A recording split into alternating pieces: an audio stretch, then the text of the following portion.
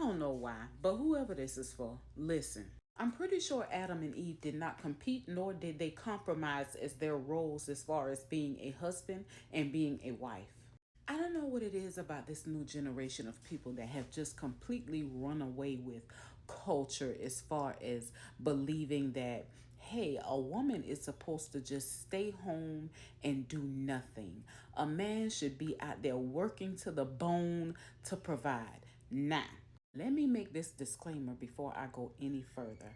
I am not saying that something is wrong with a stay at home wife, because if you are going to stay at home, then there's nothing wrong with that. If God has put it in you for you to be a stay at home mom, there is a lot of work that is involved with that, because you are in charge of the upkeep of the home. Those kids got to be taken care of, cleaning a house. Listen, up after people, a family, kids is not an easy thing. And so I'm not speaking against any stay-at-home wife, nor am I speaking against any man that is out there on his grind and you are providing for your family. No, that's not what I'm saying. What I am saying is this: husband, though you may be providing, it doesn't mean that you need to neglect the household. It doesn't mean that you need to neglect the duties of the household and neglect your wife in her taking care of the responsibilities at home when you're away from the home. I'm simply saying this. I believe in this. Listen, even though you work outside the home, when you come home, you still have a house that needs to be kept. You still have a wife and children that need you. They still need to be loved and cared for and nurtured.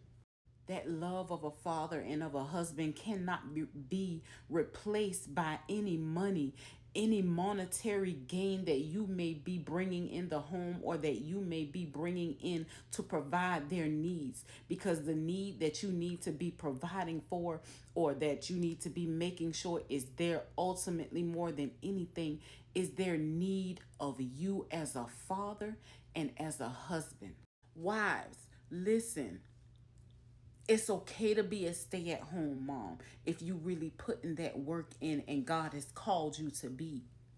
But at the same time, you know, if God has placed giftings on the inside of you, if he has placed something on the inside of you to walk alongside your husband and make it do what it do when it comes to getting these finances, when it comes to providing for your family, because a lot of women speak that they are a Proverbs 31 woman. A lot of women want to be a Proverbs 31 woman, but you don't want to work like a Proverbs 31 woman, because a Proverbs 31 woman is putting her hands to work. She's not just sitting at home and not getting the bag. She's not just sitting at home claiming to be a stay-at-home wife, but when hubby comes home, the house and the children are upkept, unkept, yet you're a stay-at-home wife.